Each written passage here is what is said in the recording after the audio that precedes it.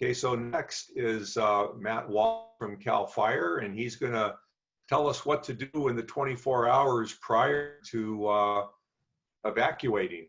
So I hope we never have to practice this, but Matt's going to tell us what to do. Thanks, Matt. Okay, you bet, Bob. Happy to be here.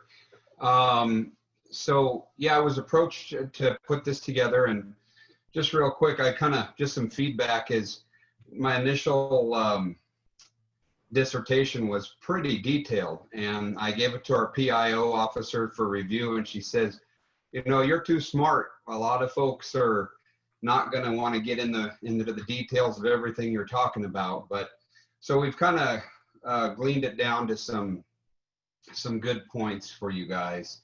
But yeah, 30 years of fighting fire, and you kind of take for granted your knowledge, and it just kind of comes naturally. And for a lot of folks living up here, that is not the case.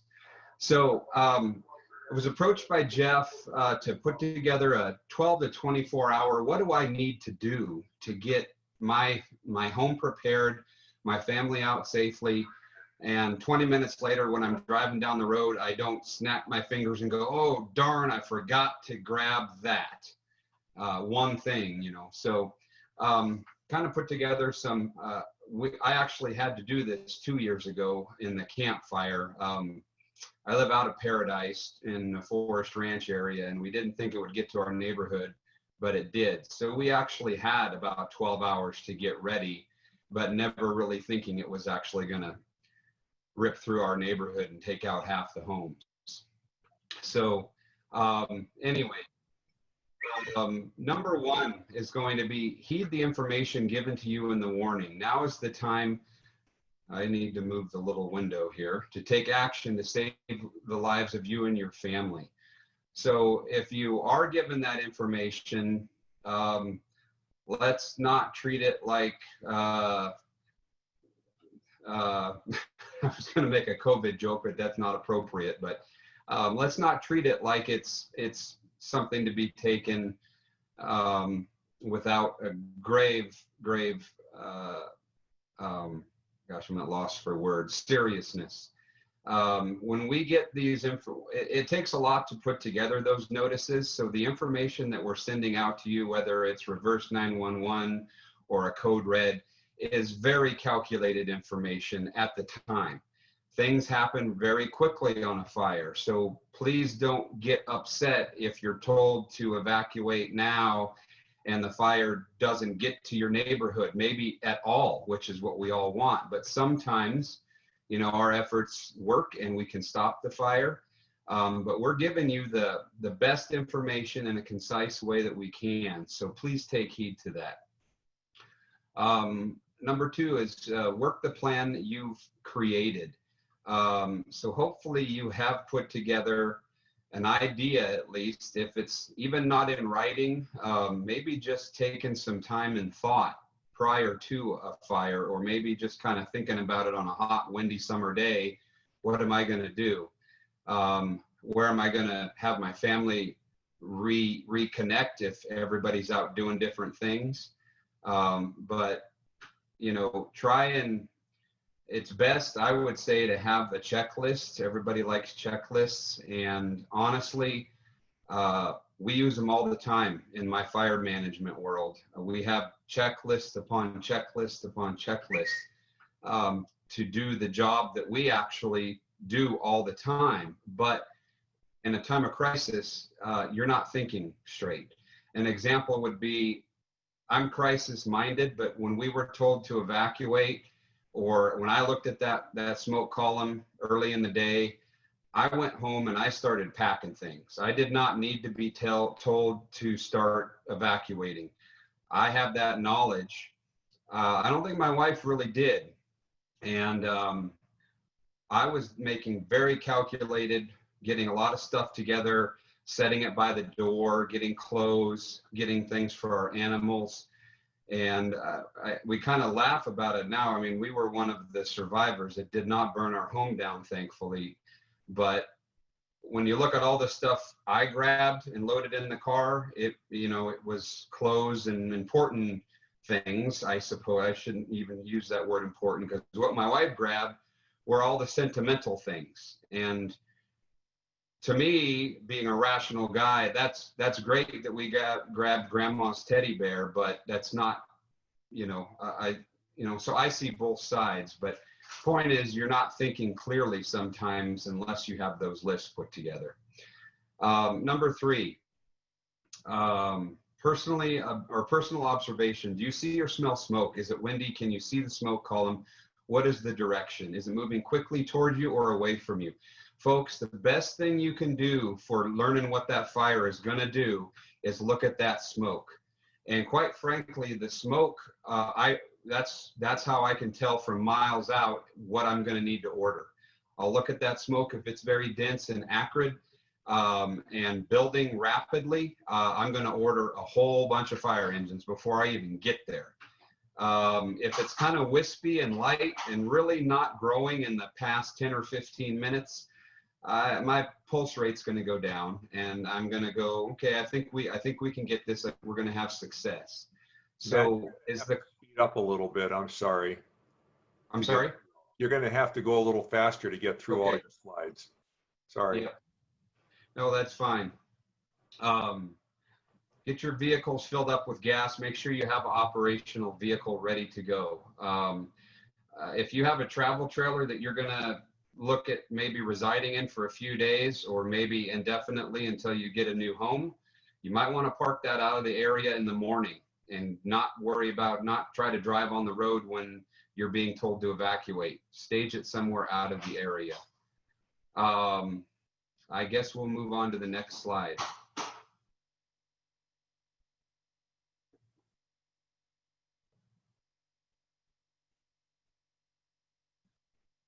When you're leaving, some things to do to shutting down and safeguarding your home is close all the doors. I left my front door open on accident. I caught it at the last minute as the flames were burning my front yard down, and ran back and pulled it shut. I left it unlocked just because I figured I was in the area, there are firemen in the area, if they needed to get in the house to do some combat, they could.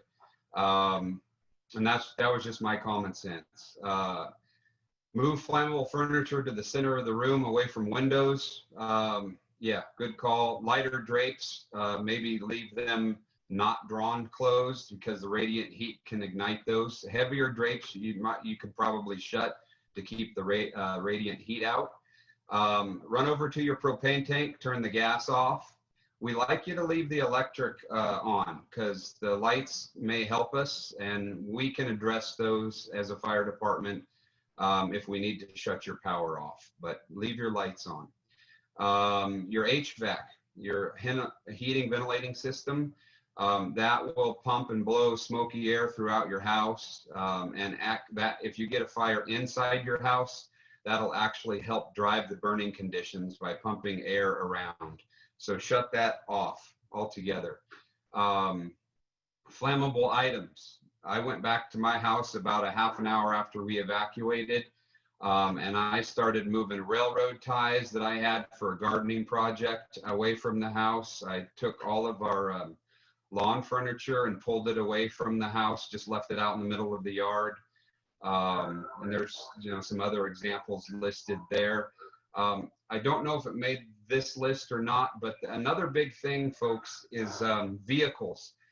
Vehicles ignite in wildfires. They, especially if they're on a burnable ground, grass, whatever, and if those are parked next to your house, and it might even be an open deck wood trailer with nothing in it, just the wood on it itself, but the tires and the rubber, those catch fire, and if it's near your home, it's going to produce an immense amount of radiant heat and compromise the integrity of your home.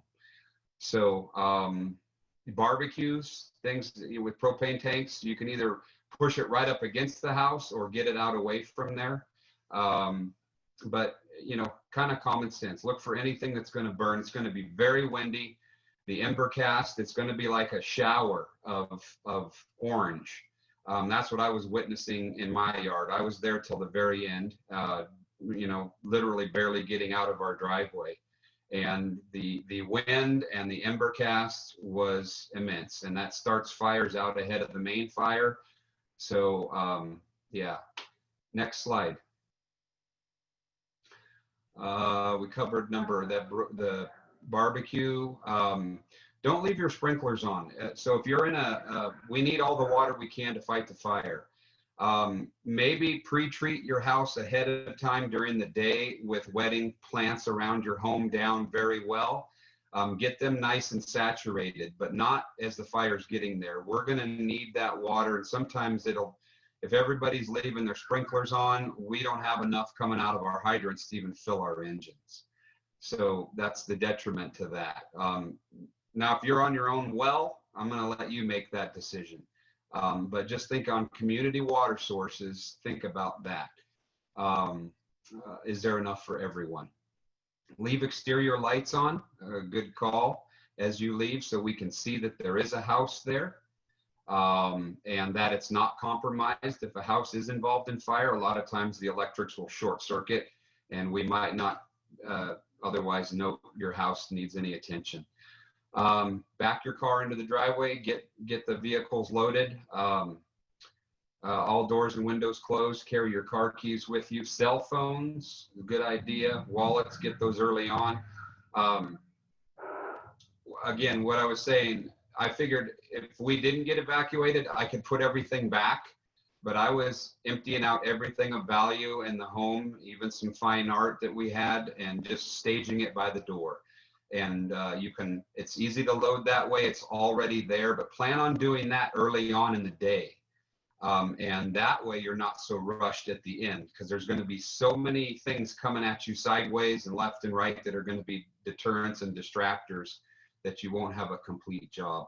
Have a ladder ready. You can leave it up against your house, but I've been hit in the head with ladders a few times, falling ladders, and it hurts. So leave them on the ground. We know how to put up a ladder, and we'd like to use yours because it saves time that we don't have to use the one on the engine. Because a lot of times we have to get on your roof. Your roof is going to be the first thing that catches fire. In the gutters, in the little drainage vents, or the water drainage areas. So make it so we can get up there. And another thing I had in my notes was, if you have water sources, sign them. Put signs that I have a water tank out back. Leave a note before you go if you can, because we might not know that's there. Leave hoses out on hose bibs.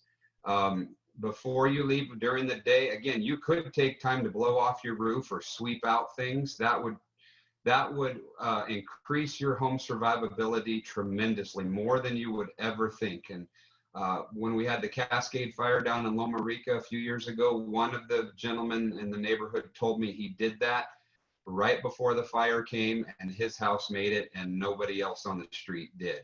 So again, the roof and the leaf litter and the gutters is so crucial.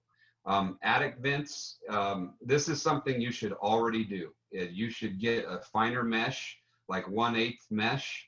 I did it to my house years ago, and I just put it over the existing 1/4 inch mesh that's there. So I have 2 screens, and that helps keep out all those fire cast embers I was telling you about.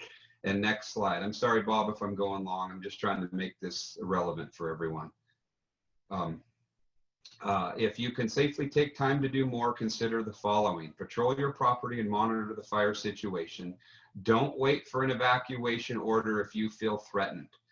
And everybody's threshold for this is going to be different. My wife was ready to go way before I was. She was in the driveway crying as we were watching the neighbor's house kind of catch fire. And for me, I do this all the time. So I went with what she wanted, and we left.